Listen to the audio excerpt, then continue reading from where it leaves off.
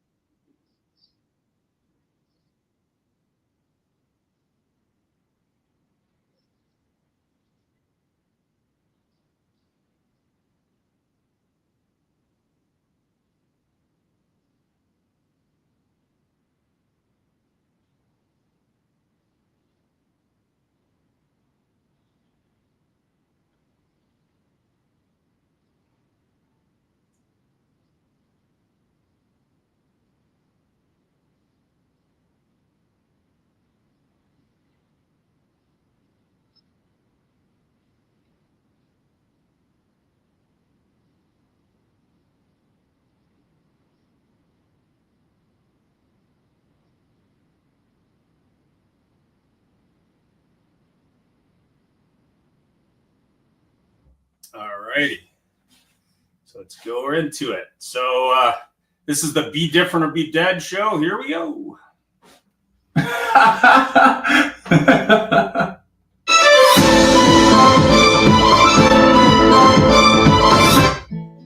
Alright. Life is about connection.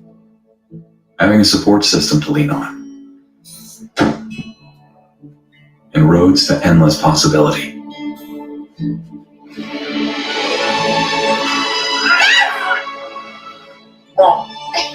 At every turn, guiding the way, we are building the connections that move you.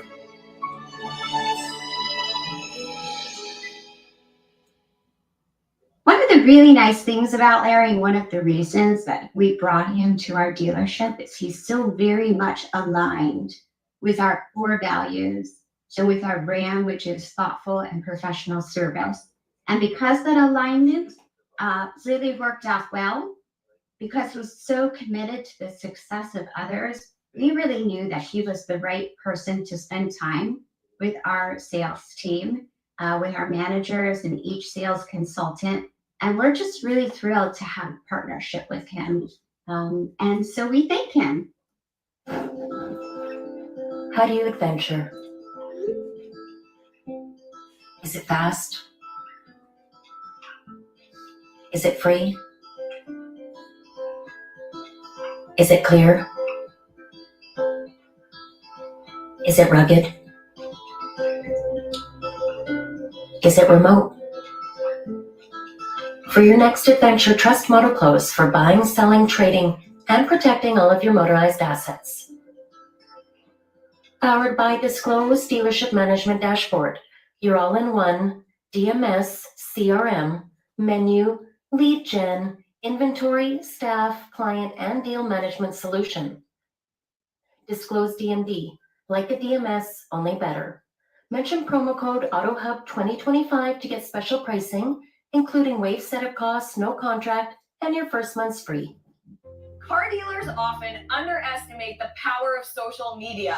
Are you wondering why my face is plastered in your newsfeed? Are you a GM, dealer principal, or a manager at a car dealership wondering why you see me all the time on Facebook, Instagram, LinkedIn, TikTok, and all over social media? Well, that didn't happen by chance.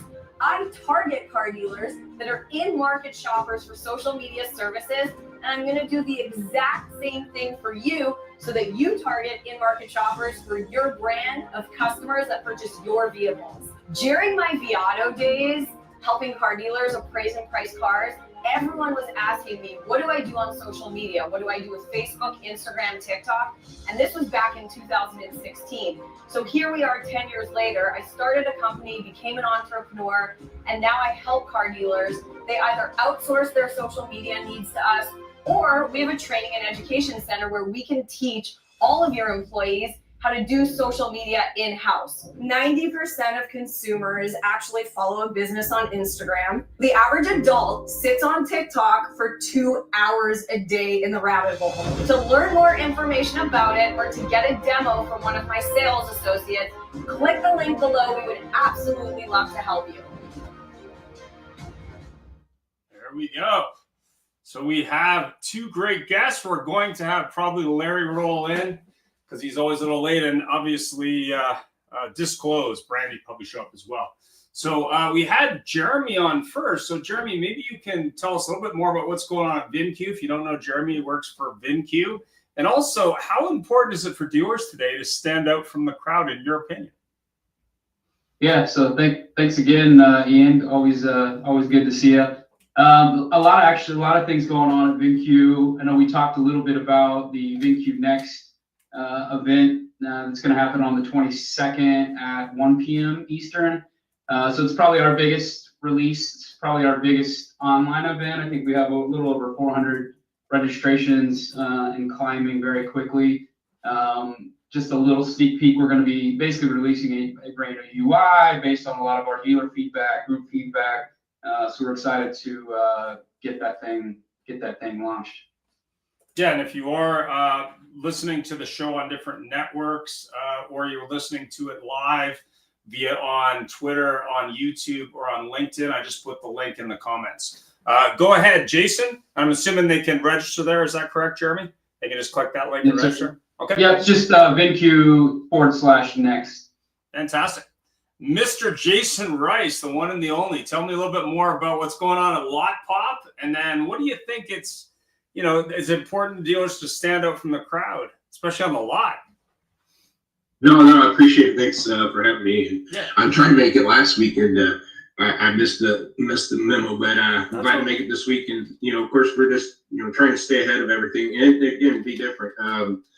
That with our lot walk software, we combine inventory management data like from VinQ and combine it with the CRM and give them a different approach to managing leads. Instead of managing leads based on the age of the lead like we've done for 30 years, why don't we manage leads based on the situation on the lot? So if I got a large pickup truck problem, I start managing those large pickup truck leads. And the surprising thing is the CRMs don't allow you to isolate leads based on vehicle data like, hey, my 2020s are sitting, or my 31 to 45 day old cars are sitting. So that's one thing that we're doing to stand out and again to be a little bit different in the crowd. But just to piggyback more on this topic, when it comes to pricing inventory, and I think that's your biggest aspect. Two areas I think dealers need to be different to stand out. One is going to be their employee page.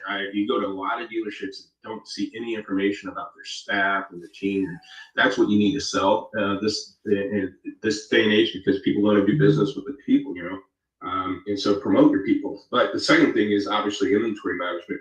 And as profit margins start shrinking, one of the things I always told dealers, you need to step up or step out, or stand out. Step up or stand out, because you either got to step up and price your cars competitively to match those other dealers, or stand out in the market and provide that value to the customer while your car's worth more. And again, I think staffing and all that's part of it, but they're definitely going to have to stand out nowadays.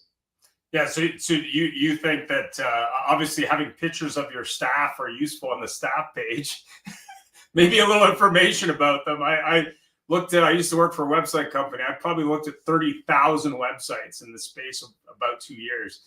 And I'd say about 80% wasn't current. It was like insert photo here, Bob, or whatever it was. So I always thought that was kind of funny. And we have Brandy. Brandy, maybe you can tell us a little bit more about Disclose, but more importantly, how important do you think it is for dealers to stand out from the crowd in 2025? Yes, well, so I'm Brandy. I've been on the show and the panel a few times. I'm looking forward to this conversation. Disclose is a new DMS CRM inventory manager all in one. And dealers, as far as standing out, it's needed now more than ever. I think the importance of actually making yourself stand out in surprising ways is where the magic really is going to lie for stores. Whenever I do training, I always talk about really go used car shopping, go new car shopping, see exactly what people are dealing with. And you'll see it's very common. The denominators of of what people are pitching, the lines they're given are not different when you go from store to store. And so how do you actually find yourself being different? I actually did pull some stats that I found very interesting, and a good old, chat GPT. But the question I asked was, what percentage of people bought because they were surprised during their purchase? Interesting. And so the element of surprise can mean many different things. It can actually mean even just surprised and impressed by the experience. The smallest of things, if it triggers a surprise to the consumer, it actually increases the likelihood of purchase. And so one of the neuromarketing studies that was done said that when shoppers encounter a pleasant surprise, it activates the brain's reward center, increasing impulse purchases. One study even suggested that up to 40% of impulse purchases were influenced by unexpected emotions of discovery. And I think this is just so important when customers are going from store to store and they're seeing the same thing and they're experiencing the same thing over and over again. How do you make yourself stand out? It really isn't that hard. And just the smallest of surprises can do it. So the waving man doesn't stand people out, or balloons? The waving man might get your peripheral attention if you're driving down Auto Row on 34th Ave here in Edmonton. I don't disagree with that at all, actually. But I do think, the things that surprise people nowadays is not being typical. Yeah, I agree 100%. So we have Joel on. Joel, how important do you think it is that dealers should stand out from somebody else? I mean, I think it's like every other retail. If you're not standing out, you're kind of in trouble. I was watching some shows on the weekend on a bunch of fast food chains are all going out of business, basically because they're not different anymore. There's a new crop of fast food places that are just creating a better experience. How important do you think it is being different today in retail? It's extremely important not only to be different, but to be popular, and to be to be the cool dealer in town instead of the schlocky one. The guy that says the cool things in his TV commercials, and his dealership looks sharp, and his people that work for him are sharp. And I think popularity has a lot to do with it, because it gives the consumer confidence of dealing with the dealership. Fantastic. So Jeremy, do you have any examples of sort of what like a dealership that stands out that you work with or that you know of in your local market? Like, do you have an example of someone that you really think does it well? Yeah, I do. And like Joel said, it's all about being popular. I just got back from Glenn Lundy's event, and he had a UFC fighter who's pretty well known. I think he's got 5 wins back to back, and he was like, one of the things I'm really terrible at is like social media and like getting a following. Where a lot of these stores, like Beaver, Toyota, and Paragon Honda, I mean, they've embraced social platforms like TikTok and Instagram and YouTube. What we've also seen a lot of these dealers go into, and if they're not headed that way, is having their staff, even from the lowest level, from the porter to the sales guy, doing their own posts. If you've heard of a company called Build a Brand, one of my buddies owns, is all about just building a specific brand around your individual salespeople and then having them post. So we do lots of posts and content, and it's almost a requirement for my team and the company to like, comment, share, which I think is super important. But just one that really sticks out is Beaver Toyota. Most of you know Patrick Abad. Yep. If you've met the Beavers, they're just the way they think, and the customer experience that they've created is just, I've never seen anything like it. I've never been to a car dealership where I didn't want to leave in. Like, they have a restaurant, they have a salon. I mean, it's just, and it's no surprise that their customer loyalty is like 92%. Like, people that buy a car there, they stay there, and it's all about experience. It's all about processes. They've embraced, digital, where you can do a virtual consultation with the salesperson. You don't need to come in. So I think things like that are really what's going to help separate a lot of these dealers in 2025. Yeah, it reminds me a lot of a dealer I did some work with in Oregon that's near the Nike headquarters that they have a massive service retention number. They got a cafe, they've got a store in the store where you can buy stuff. They have an incredible service and sales process.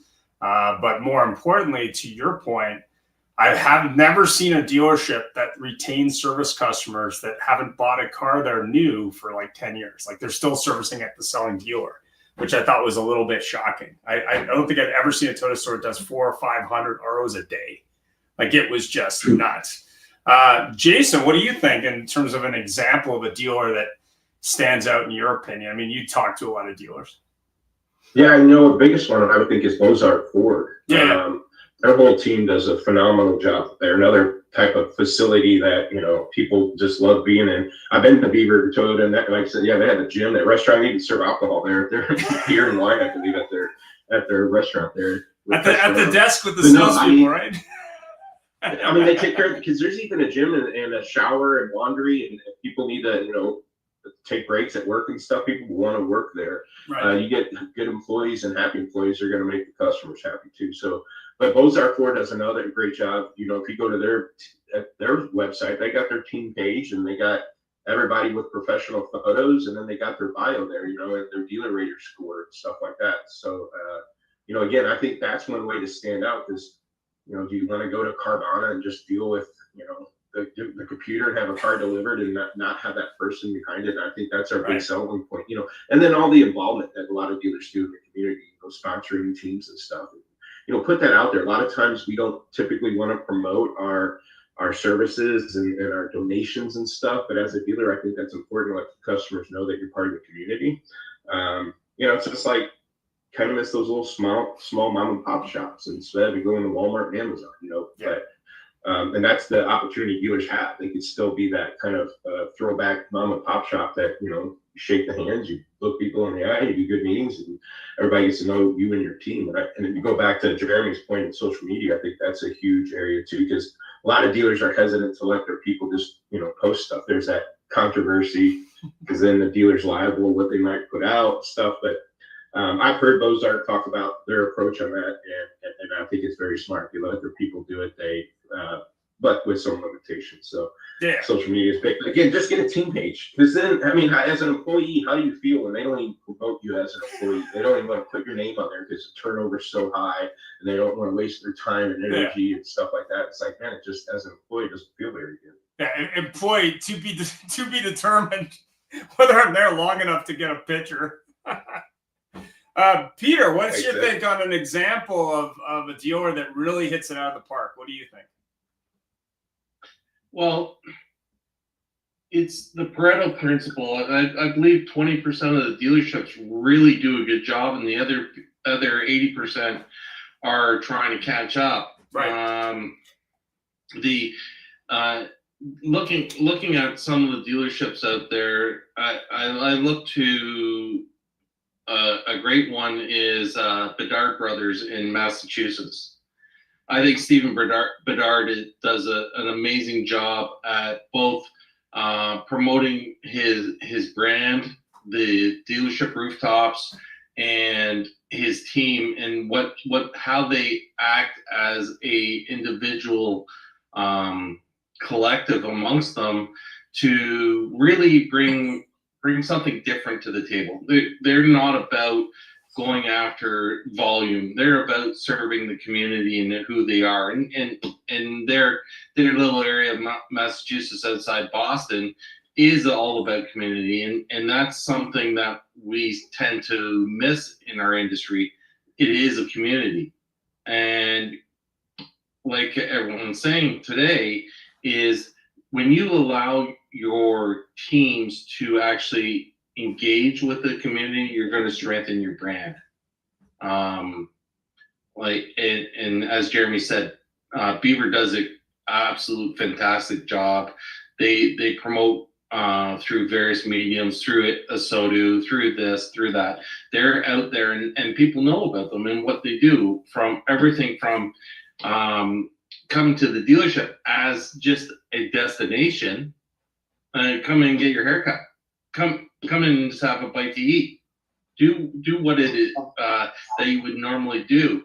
There's a great Mercedes dealership up just about 20 miles away from me that has the Hey, my buddy, how are you? theater, and a squad. I did hug his guys. Oh, we already had it. What's happening? There, you're unmuted. There you go. But like, think about it. You go into the dealership now. You're gonna hit golf balls. It's fantastic, especially in that demographic. So be different, because everyone's got the scripts. Yeah. And we're targeted. Yeah.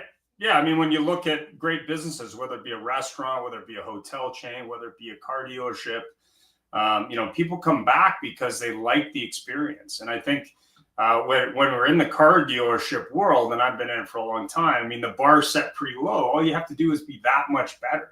And more importantly, give a crap about it. I mean, I think what a lot of dealers miss is they're so busy selling cars, they're really not interested in, okay, how am I helping the community? But more importantly, how am I getting my staff to lean in and actually, want to be different? I mean, there's a couple of people we've had on the show, guy George Sergalou, a Toyota store out of Toronto. There's another guy that I interviewed recently for the show, Nick Nismo. I'm trying to remember his last name, but he's like the Nissan fanboy that sells Nissan Zs, and he got to the point where Nissan corporate was all over him because he sold 100 of them. They're like, "How are you doing this? Like, what? Why is it that nobody else can sell these cars but you are?" And really, at the end of the day, he said, "The reason I sell so many cars is I actually care about the car, but more importantly, I want to help the customer." And it wasn't about the car sale for him. So it's kind of interesting. George is kind of the same way. He's just having fun, and that's really what it comes down to. Brandy, when you're looking at getting started standing out, whether it's a pizza restaurant or a hotel chain, or how does it become memorable to you, and where would a dealer start in making that difference?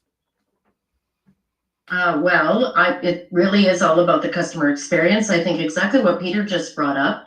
Dealers are looking at how can we help our consumer and save them time while they're getting their service, because that's what everybody's most valuable asset right now is time. And so eliminating the need, like we've got a Lexus store here in Edmonton that's got a golf simulator as well as a full salon as well. I get to go and get nails done at the same time if that's my thing. I get to get my hair cut. I get to, and many times they even, or at least when they very first opened up this portion of the store, the salon included, or your service included a free salon purchase. So I could get my nails for free while I'm getting my vehicle service, which is so huge.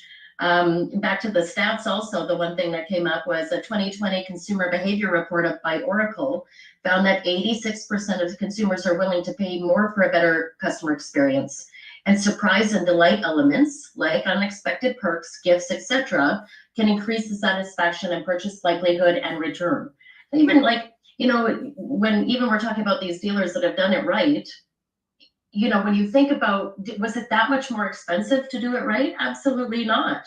The ones that are in the community, is it that much more expensive for them to be in the community? No, as a matter of fact, it's a tax write-off. And so I think you really have to analyze what your current practices are, and make that difference, and not be afraid, like Jason said, not be afraid to actually promote it. You do need to know, people do need to know that they're buying from the better dealer. Yeah.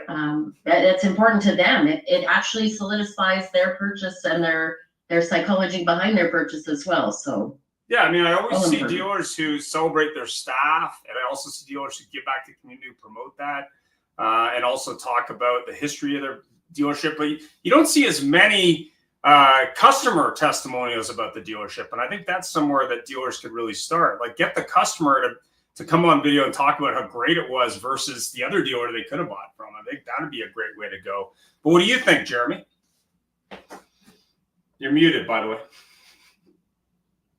Like she mentioned, I mean, I think even more importantly, it's creating that transparency and that trust with the consumer.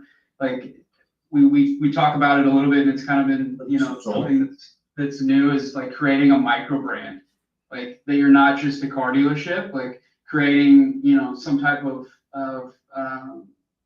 almost a social responsibility for, like, if you're in a, say, EV market, or you're in a niche market, like, do educational videos.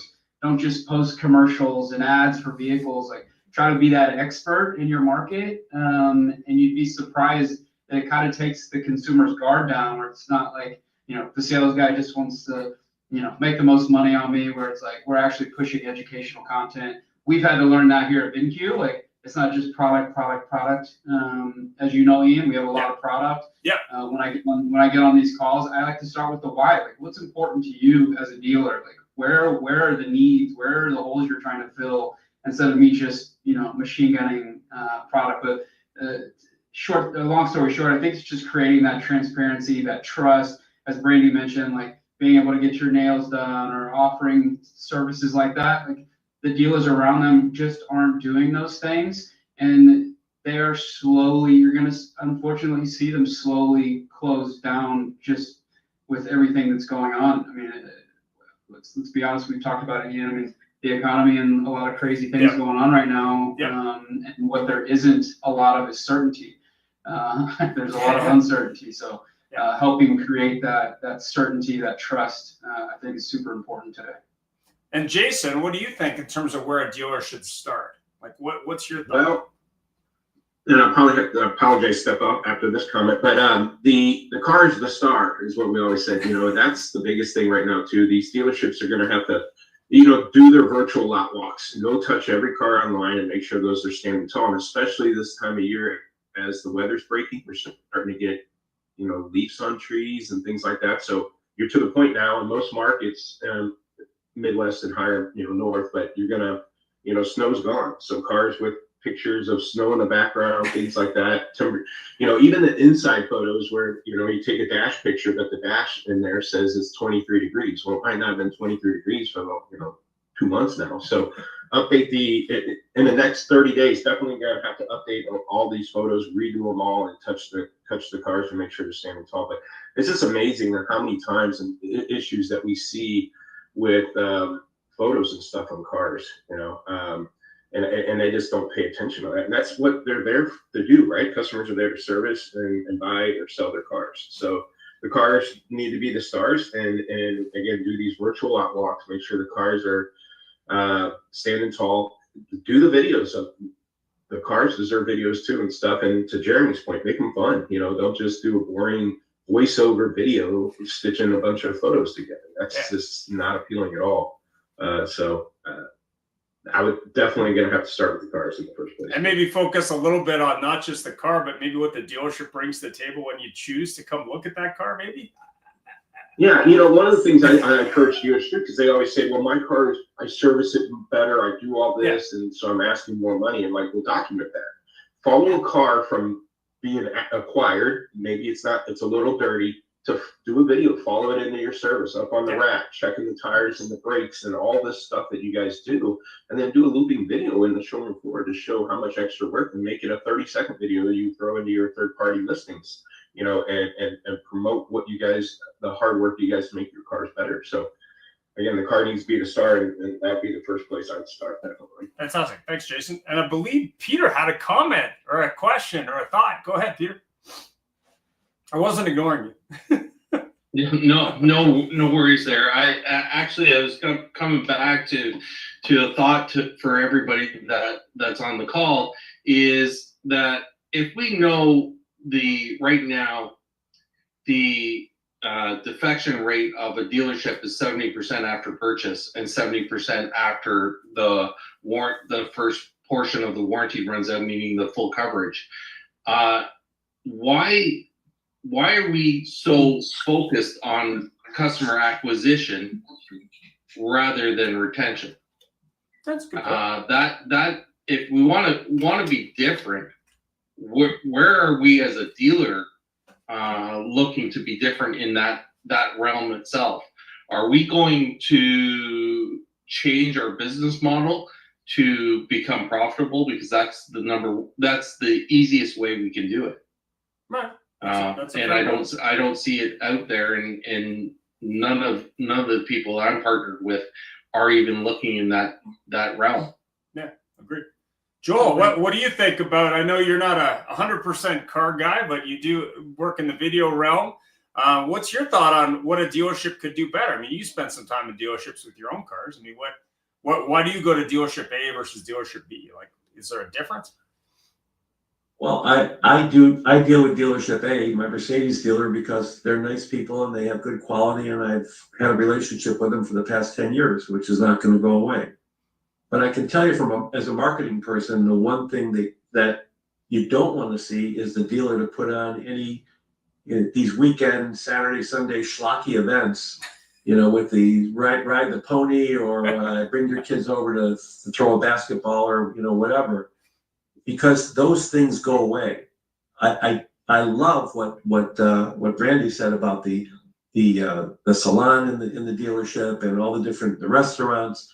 It's continuous quality. It's continuous marketing, and I don't like doing the part-time weekend things. They're a deception. They're good for a couple days and then they totally go away. And then people expect more nice things to happen, and the dealer doesn't bring in the pony anymore, and the kids can't have fun anymore. It's a negative. So the quality, like Brandy mentioned, is the only thing that works for dealerships, in my opinion. And what do you see? Keep it quality, keep it classic. And what do you see the difference in the Florida dealerships when you're in Florida versus the ones in Vermont? Do you see any difference there? The ones in Vermont are more friendly because it's a smaller. I live in Stowe, Vermont, and it's a small town, and everybody knows everyone. But here in Florida, it's such a big city, and is a lot of turnover, as you know, in the dealership. So that's probably the biggest difference between small and large is the population and how many people come into the dealership. Fantastic. So what do you think dealers should not do in 2025 that maybe they did a couple of years ago? I'll start with Jeremy, because I know there was some controversy on pricing a couple of years ago for dealers in the U.S. market.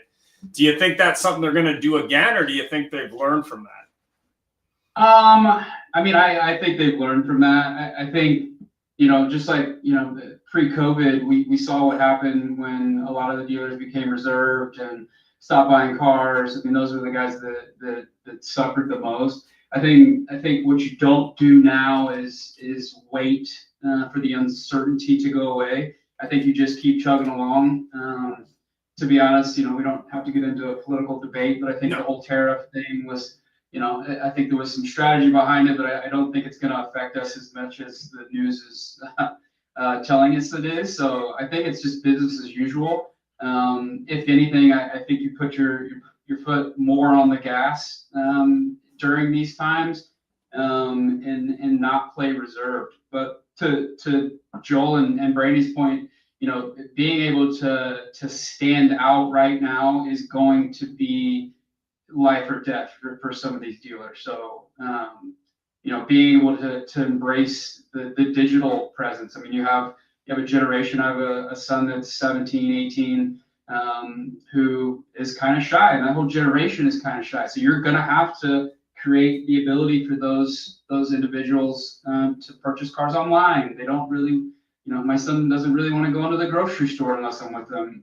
He's almost 18 years old. So I think embracing some of those new lanes like digital and stuff like that. And I think just embracing the market in general and just kind of going with the flow as the market changes.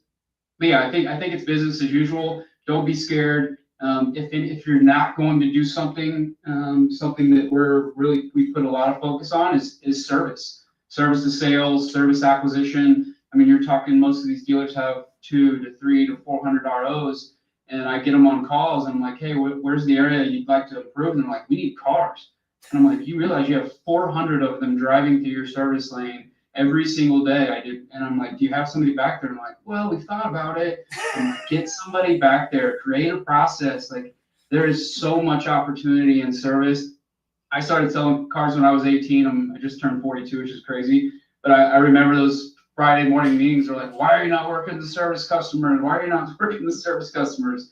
And so today I feel like that's a big area that the dealer can improve if they're not already.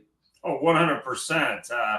Do a show on Fridays about fix stops. And the thing that was really interesting is it's kind of the department that was ignored, and now suddenly there's more interest because A, it's got cars, as you aptly put, but B, it's got revenue. If you pay attention to those customers, 40% retention in service is not only laughable, much more is possible, especially if you sell tires. What do you think, Brandon? Yeah, I couldn't agree more with what Jeremy has said. I think in a time when everybody is going to be freezing due to the uncertainty, to be louder and more colorful than ever in ways that matter. These are, if you can give people what they're, or if you can overcome the objective before it even comes to you, you're already ahead of the game. And I think what dealers really need to focus on more, yeah, there's a lot of things they need to stop doing, but they need to, know your client is not just a bank term. Know your client is really something, and your clients is really something that our focus should be on. Exactly what Peter said. Everybody's talking about new acquisition and buying leads, and they can't service the leads that they are already buying. And if you actually look at what your client database is, and you extend the arms that show that you care, that maybe, hey, do you need a rewrite on your loan? Do you need us to look at reducing your payments? Like reaching out in those manners to your already available database or leads that you've purchased and have not serviced properly, that's where you need to start for sure. Yeah, I talked to a friend of mine over the weekend. She works with all kinds of dealers in the BDC side of the business, and she said she finds there's a lot of dealers that not only need used cars, they're stacking up fake used cars in the back that they're not going to retail to make their used car numbers look better online. These are cars they're not selling, but to your point, why are you not reaching out to those customers, being that we know they're going to have a car 10 to 12 years on average these days, and say, hey, obviously you need to service it because you're going to keep it a while, but maybe if we made you an offer you could refuse, you'd switch it. And I think at the end of the day, yeah. And I will add to that. I have, this is a little bit of a shameless plug with something that we built into Disclose, but one of the things that's in our CRM is the ability to not only, of course, have the vehicle that they purchased show up in their profile, but also you can add vehicles, one, that they didn't purchase from your dealership, and two, you can add vehicles that they want and you didn't have. And so now when that incoming inventory comes in, it's already going to pair you with people that have that vehicle on their want list. You really have to get smarter at drilling what you have to work with and what's going to be coming at you.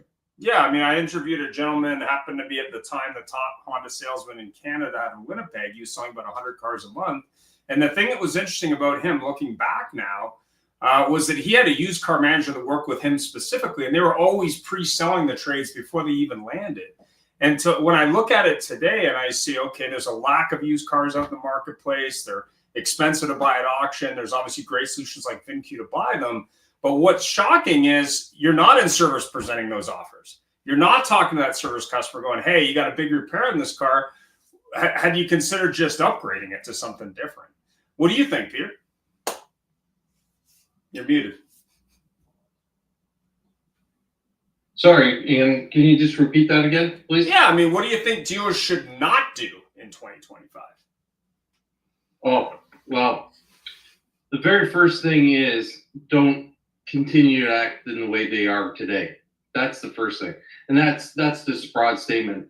On Thursday night, I had a call where we had a gentleman on who monitors the phones for a dealer group of 21 dealers.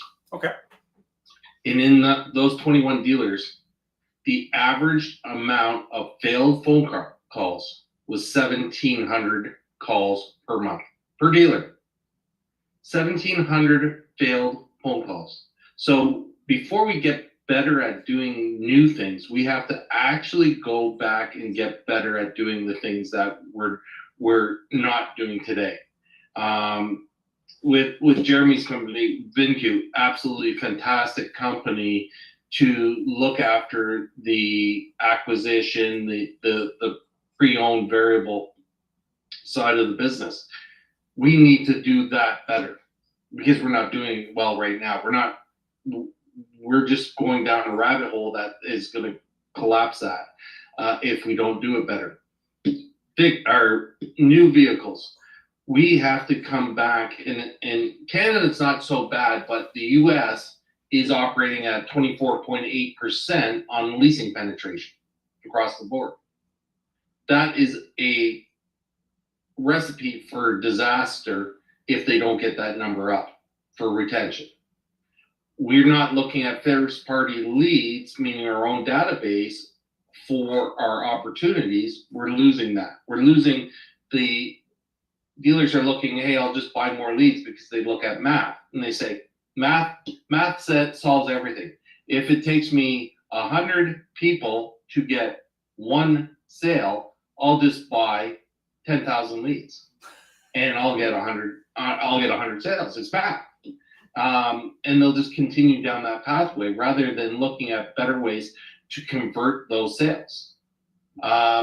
Fixed ops right now with the tariffs is a golden opportunity for dealerships on the basis that if we go on NADA standards at a 1-to-1 sales rate to service rate to parts, then tariffs are only going to affect the RO by a maximum of 12.5%, which is not true. It's going to be about 3%. And if we don't absorb that 3% and go after the independents, well, we've missed the boat there. So there's lots of things that we can look at to actually bring benefit back to the dealership and bring the customer back to the dealership and say, hey, we're providing value, and you can see it now because it's transparent. And that's something that we have to do. Yep. Joel, when you're looking at dealerships, and I know you don't work in dealerships, what do you think on the marketing side dealers can do to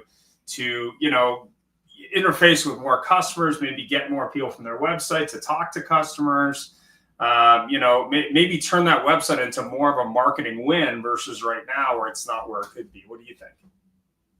Ian, are you pushing for a plug for VidCalls at this point? Go ahead. Shame. I would never use a commercial in part of this show.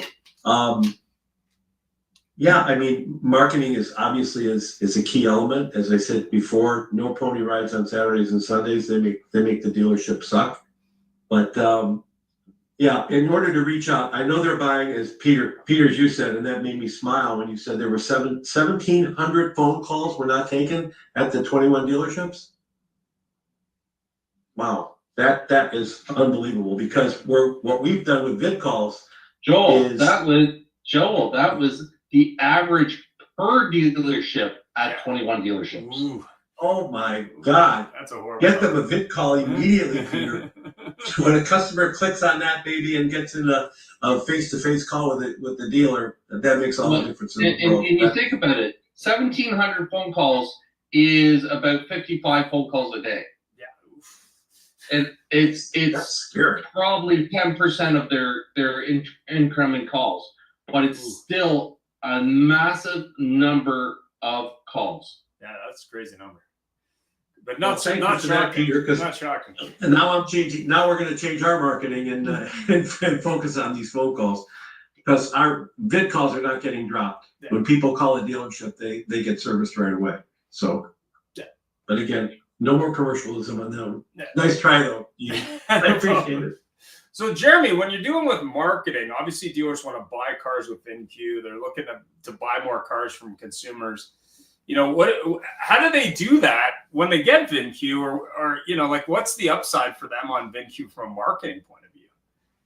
Yeah, so we we created. I don't know if anyone's familiar with Damien Bordeaux on the call. Yeah. He wrote a book called Road to Selling 100 Cars. Yeah. We wrote a book called Road to Buying 100 Cars from the Public.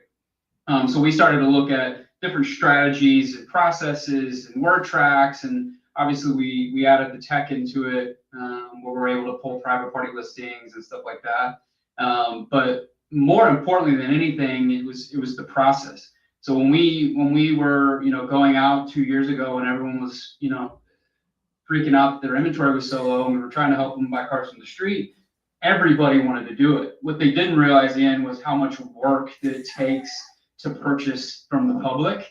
Like CarMax, I think they bought 475,000 cars from the street last quarter. They make it look easy, but you got to realize their infrastructure and their staffing and the data they have behind being able to do that is a lot easier. But for a dealer today, they have to apply resources. So what we found is if they can dedicate a person, that person can typically acquire about 25 to 30 off of the street per.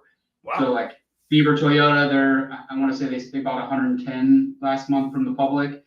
They've got four buyers, and then there's a manager that kind of oversees it. As far as marketing goes, I'm a big fan of just the crazy marketing, like just the off the wall, like the Badger commercials, like just the stuff like the Badger commercials came out what? 10 years ago, 15 years ago. Yeah, 20, maybe 20. Still have people talking about it. The monkey commercials with the monkey. Those ones are pretty funny. So I'm a big believer. Obviously, you have a lot of TikTok influencers, and they're doing dances and stuff like that. And I think that's really where it's gonna separate the dealers, when they're just doing that out of the box thinking marketing, where they're not, And I think also, I think it's time to reevaluate things. Like, you may have a great marketing company, but you've had the same company for 10 years. Maybe it's your good buddy or whatever. I know he's your good buddy, but like, it might be time to reevaluate, or at least maybe consider some other products, like vid calls, and not only, like, as you mentioned, like these dealers missing the calls. We're big believers on, like, okay, when you do take those calls, what is that call like? Like, what kind of experience is that consumer getting when whoever is answering that call? One, it should be, we should all be speaking the same language.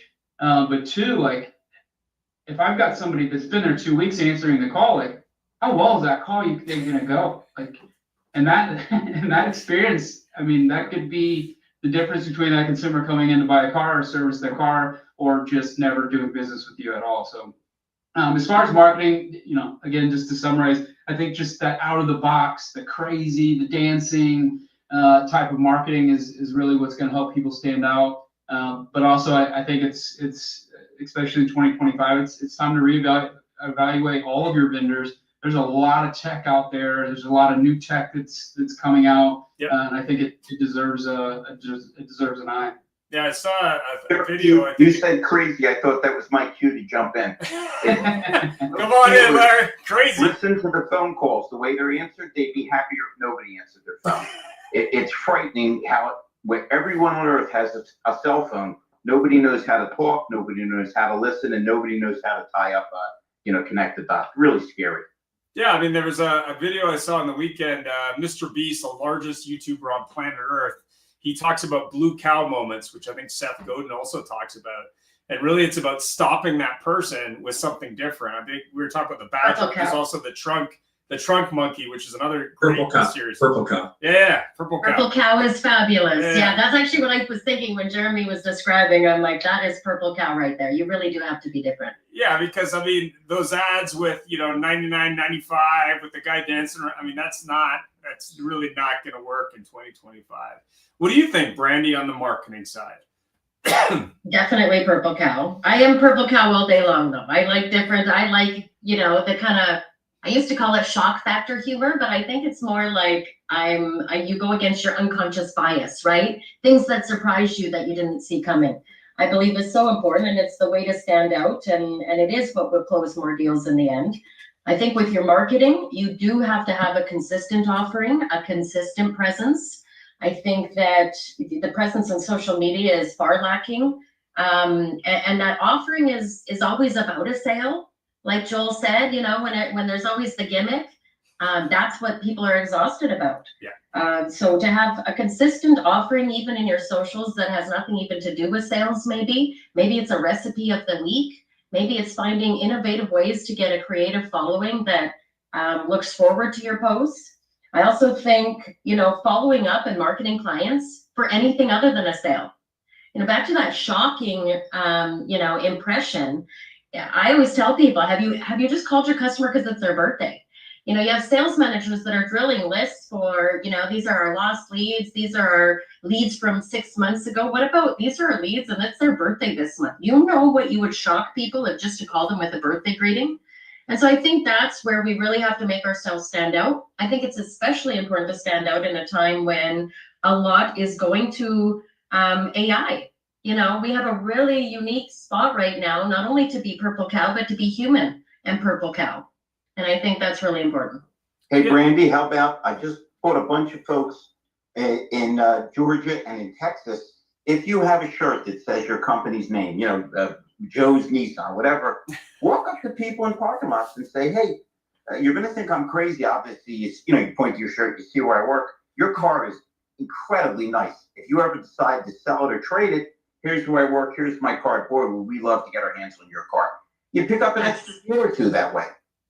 Well, yeah. I mean, Even just a client, that touch point, right? You're commenting on something they already own, and you're saying it. You probably give that best deal and urge to contact you directly. You mean that's better than beating up the trade-in? Is that what you're saying, Larry? No comment on that. So we're almost out of time. So final thoughts. Let's start with Joel. What do you think? What do you think dealers can do to be different? Like what would be a revolutionary purple cow moment for a dealer to do in your neck of the woods? Cow part, although I do love that, as Brandy would know. If I owned a dealership or I was building a dealership, I would build a car wash as part of the dealership. And I would offer that car wash to anybody free that buys a car there. Come in at any time you want and we'll wash it for you. And for the general public, come in and you could have specials, it's a free Thursday or a, $5 car wash or something like that, just to keep bringing people in, because that's what I would do. If somebody offered me a free car wash, I would definitely come over and get it done. Fantastic. Jeremy, what do you think? What would be your final thought on what a dealership can do to stand out in 2025?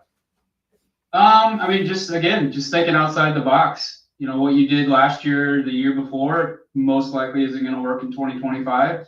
So just, I think collaboration too is something that has kind of gone away. Like we do Monday stand-ups every single day, like with the entire company, because we're so busy. And I think you start to see these silos get created, even a dealership. Like you've got service, you've got sales, you've got these different departments, where I think the more the dealers collaborating, understanding the vision is also, I think, very important. Like even if I'm a sales guy at a dealership, like I should know the dealership's vision. Like what do we try to accomplish? What are our goals? Instead of me just kind of going through the motions, I think is super important. But yeah, just getting crazy with the marketing, reevaluating vendors, obviously going after the service to sales, creating some type of service to sales strategy. I think is going to be a huge way to survive in 2025. But again, I think it's business as usual. Fear-based mindsets are not going to work. So shake that off, leave it in the car, and go sell some cars. Fantastic. Peter.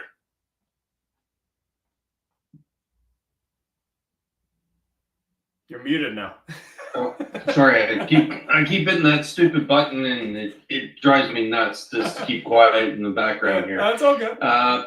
The real factor I see moving forward in 2025 for dealers is to be transparent. If we are going to actually earn the trust back of the clients and the customers and the opportunities out there, we have to be transparent and bring a frictionless process to the whole, I'm going to use this word and it's the wrong word, but the whole game. We have to open up the playbook. We can't hold close to our chest like they do in the NFL and go, hey, you know what, we're going to be like this. No, we have to be completely open, show the playbook, show how easy it is to transact with us and how frictionless it's going to be. And once we earn back the customer trust from the sub 40% level that it is today, we will see an increase not only in profitability, but an increase in retention of those clients. And that really is the name of the game moving forward. Well, there's actually a dealer, I think it's a Mercedes dealer, something in bow ties, and they actually do a lot of videos where it's actually a deal happening and they're going through that deal. And they've actually had customers come in going, Hey, that's interesting. Right Can I corner? meet this guy? Right corner, bow ties and Benzes. I think that's what it is. Yeah, but it's an interesting point of view. It kind of reminds me a lot of sort of that King of Cars back in the day, but more current. So it's kind of interesting. Brandy? It's important because the fear that's out there, and we all know fear is false expectations appearing real. It's a challenge that you as a customer walking in are going to be drawn through this obstacle course that you've already completed online, and you just want to go in and buy. That's it. That's the only reason why you're at a dealership. You want to buy the car. You've already made the decision. So eliminate the hassle. Go to a one person store process, because you don't need a closer, you don't need a desk manager, you don't need an F&I office, you don't need a new car sales manager, you don't need half of the management personnel that you have in the dealership. You don't need. So let's eliminate that from the process and make it simple for the customer. Fantastic. Brandy, final thoughts? I could not agree more on everybody's points. I made my little notes here. So first off, yes, number one, transparency is key. We've messed that up long enough. My other selfless plug, of course, I named my company Disclose for a reason. The mere word does make dealers feel a little uncomfortable, I'm not gonna lie, but it's more about the client experience and offering that exact word to them. We use a system called Disclose. Them knowing that you're actually, disclosure is just merely overcoming objectives before they happen. And so for me, I've always been a full disclosure seller, so I could not agree more. I also I think it's important, and I think Jeremy touched on this a little bit, but to really allow the outside companies that are professionals to give their opinion on where you are lagging. I really think that there's such an understated use of the reps and the products out there, people like Peter, products like you guys have, Joel, etc., and Jeremy, that we have nothing but an intention to make your dealership better. And sadly, I do believe that sometimes in dealership world, we're all protecting each other, right? We're part of that circle. And so I really think we've really got to utilize companies like ours to uncover what your true problems actually are, and let us help you. Let us help you with an unbiased opinion. I also think that one thing dealers aren't doing enough is reviewing the reasons for lost deals. We're all talking about closing ratios. We're all talking about, what we turned money into, but why did you lose it? And let's figure that out, because like you just said, Peter, they came into your dealership to buy a car. So if we lost it, it's actually more on us. And those are the things, the metrics that we really should be analyzing.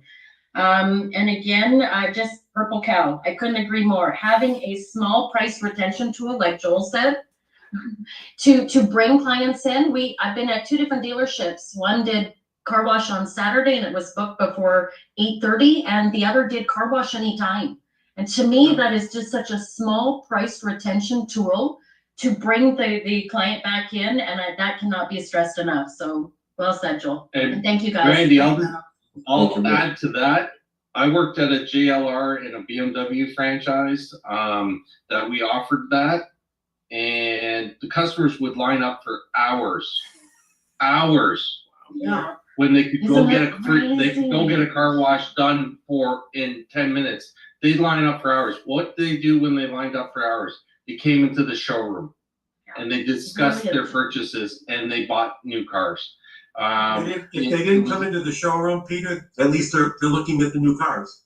Exactly. And set a coffee kiosk outside if you have to, but absolutely. It was absolutely, without a shadow a doubt, the best retention tool we had. Well, if you're ever in Beaverton, Oregon, check out Beaverton Toyota. They have a car wash. They have a cafe inside. It's a hell of an organization, and they do almost 600 ROs a day.